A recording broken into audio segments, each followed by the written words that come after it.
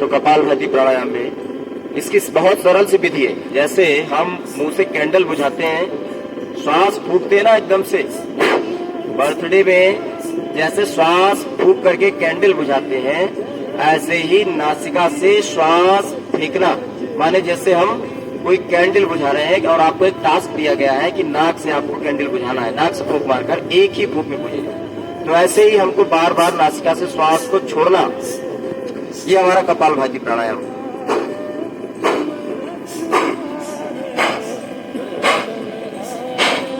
इतनी तेजी से श्वास फेंकते कि पेट अंदर खिंच जाता है। जैसे हमको छींक आता है तो छींक आने पर हमारा पेट स्वतः ही अंदर की ओर सिकुड़ जाता है, खिंच जाता है। तो वही कपालभाति जब हम करते हैं तो कपालभाति में भी हमारा पेट अंदर की ओर खिंच जाता है और उसको फिर ढीला छोड़ देना, नासिका से श्वास को भरना नहीं। तो ये कपालभाति प्राणायाम की सही क्रिया है। तो आप बार बार बिना थके बिना रुके, ये देखो नाक नहीं सिकुड़ना। अजय जी आपको मैंने मना किया, नाक नहीं सिकुड़ना। जब आप श्वास छोड़ो किसी और की आवाज आ रही है क्या? ऐसे करोगे तो नाक से आवाज इस तरह की आएगी। लेकिन आप सहज भाव में बिल्कुल सही था, चेहरे पर कोई तनाव नहीं डालना, ऐसे बैठकर करेंगे।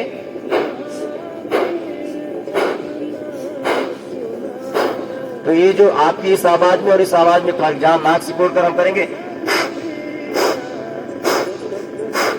आवाज बदल जाएगी, नाक सिकोड़ना नहीं है। चेहरे पर कोई शिकन सिकड़न नहीं आएगी, आंखों में भाव में कोई गांठ नहीं पड़ेगी, आंखें सिकुड़ेगी नहीं, ना होठ बिगड़ेंगे। तो ऐसे कपालभाति जब हम करते हैं तो इसका हमें पूर्ण लाभ मिलता है। लाभ क्या है इससे? लाभ है हमारे पेट से संबंधित जितने भी रोग हैं, चाहे वो गैस्ट्रिक प्रॉब्लम हो, चाहे कोलाइटिस हो, अल्सराइटिस हो, पैनक्रियाज से संबंधित रोग हो, लीवर से हो, किडनी से संबंधित रोग है, आपको किसी भी प्रकार की हार्ट की समस्या है, कोलेस्ट्रॉल आपका बढ़ गया है, ब्लड प्रेशर कहीं आपका बहुत हाई हो जाता है तो उनको तो सामान्य गति में करना, तीव्रता से नहीं करना है, उसको भी कंट्रोल करेगा। आंखों की रोशनी बढ़ाएगा, चेहरे पर तेज और चमक बढ़ाता है, बालों को असमय टूटने, झड़ने, सफेद होने से बचाता है, त्वचा की बीमारियों से बचाएगा।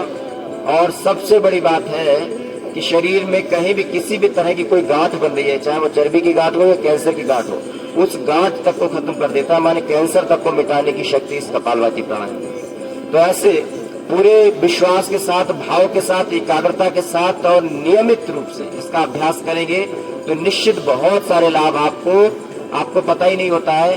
क्योंकि कई बार जरूरी नहीं है कि आपको कोई रोग हो सकता आने वाला हो और आपने कपालभाति किया तो आएगा ही नहीं।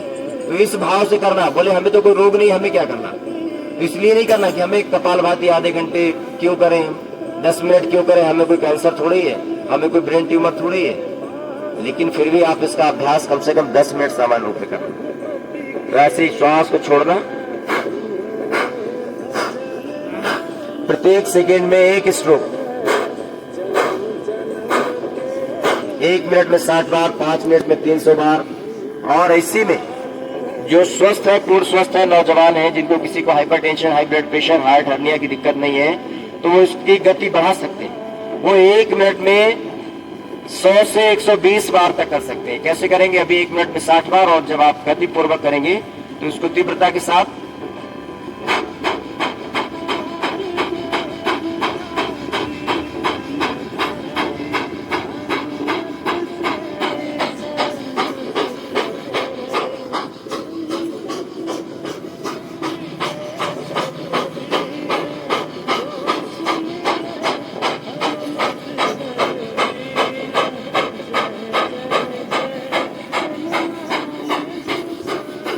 ऐसे करते हुए आपका पूरा ध्यान मणिपुर केंद्र पर अर्थात अपने नाभि प्रदेश पर केंद्रित होना चाहिए। जब ध्यान पूर्वक हम करते हैं, पूरा ध्यान एक बिंदु पर या एक केंद्र पर, जैसे हमारे ऊर्जा के जो 7 केंद्र है हमारे शरीर में, उनमें से मणिपुर केंद्र हमारी नाभि में स्थित है, जो हमें अमर बनाता है, माने हमारे अंदर दिव्य गुण लाता है और अमरता का, हमारे जो इम्यून सिस्टम है उसको स्ट्रॉन्ग करता है।